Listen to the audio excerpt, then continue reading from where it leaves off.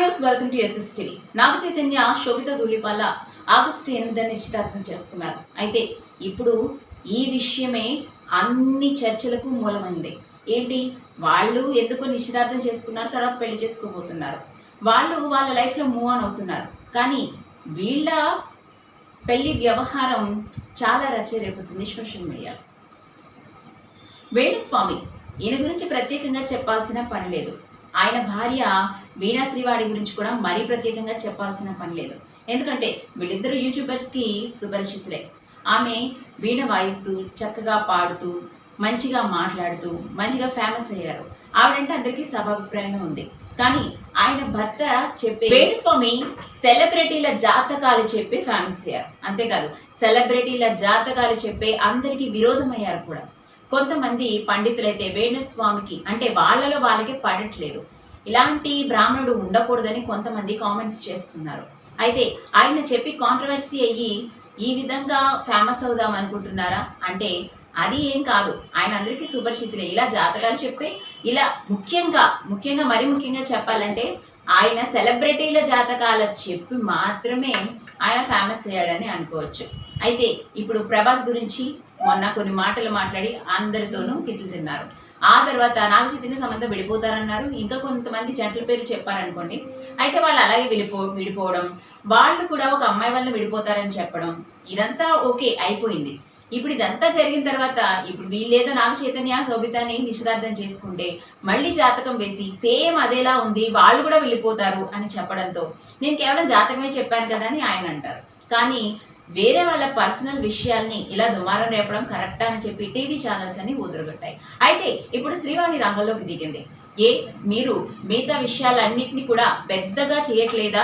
అలాంటప్పుడు నా భర్త చెప్పిన జాతకం విషయంలోనే మీరెందుకు ఇంత ట్రోల్స్ చేస్తున్నారు? ప్రతి ఒక్కరు ఏదైనా మాట్లాడొచ్చు. నా జర్నలిస్ట్ సోదరులారా, నేను సీనియర్ జర్నలిస్ట్నే, నేను చాలా మందిని ఇంటర్వ్యూస్ చేశాను. మనం అందరం ఒక జాతికి చెందిన వాళ్ళం. అయితే మన మీద ఎవరు కేసులు పెట్టరనా? ఇలా చిన్న విషయాన్ని పెద్దదిగా చేసి ఒకరిని టార్గెట్ చేయడం ఎంతవరకు కరెక్ట్? మీరు చేయాలనుకుంటే మీరు ఎందుకని మొన్న ఈ రాజ్ తరుణ్ విషయంలో జరిగిన విషయాన్ని మీరెందుకు అంత పెద్దగా ఇది చేశారు? ఎందుకు తప్పుడు మాటలు బీపులు లేకుండా వేశారు అని చెప్పి ఆమె ఒక వీడియోలో మండిపడ్డారు. ఏమైనా వాళ్ళు బాగానే ఉన్నారు. కానీ ఇప్పుడు తంటంతా వచ్చి వేణుస్వామి మీద పడింది. ఒక అమ్మాయి విషయంలో ఇలా చేస్తారా అని చెప్పి ఇలా బహిర్గతంగా ఎంత సెలబ్రిటీలు అయితే వాళ్ళ జాతకాలు చెప్పడం కరెక్ట్ కాదని చెప్పి ఆయన మీద కేసు నమోదైందంట.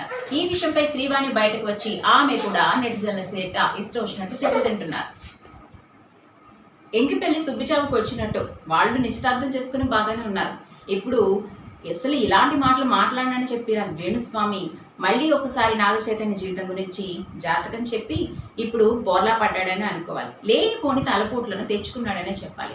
ఈ విషయంలోకి ఆయన భార్య జోక్యం చేసుకొని మాట్లాడడం వల్ల ఇప్పుడు ఆవిడ మీద కూడా ఒక నెగిటివ్ థాట్ వచ్చింది. నెగిటివ్గానే కామెంట్స్ పెడుతున్నారు.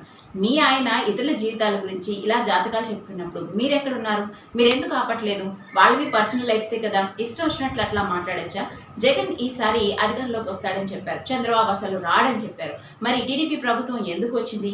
ఇలాంటి విషయాల్లో వేణుస్వామి ఓడిపోయాడు కదా, ఆయన జాతకాలు అబద్ధం కదా అని అంటున్నారు. మరికొందరైతే వేణుస్వామికి వచ్చే ఏడు విడాకులు అవుతాయని చెప్పి కొత్తగా చెప్తున్నారు. అలాగే సమంత ఈ విషయంలో వేరొకరితో రిలేషన్లో ఉందని, స్టార్ డైరెక్టర్ని చేసుకోబోతుందని, ఇలా ఈ ఒక్క విషయానికి 10 ఇంటర్లింక్లు కనెక్ట్ అయినట్టు ఎక్కడో ఎవరో ఏదో చేసుకుంటే దానికి సంబంధించిన వాళ్ళందరి లైఫ్స్ను బయటికి తీసుకొస్తున్నారు.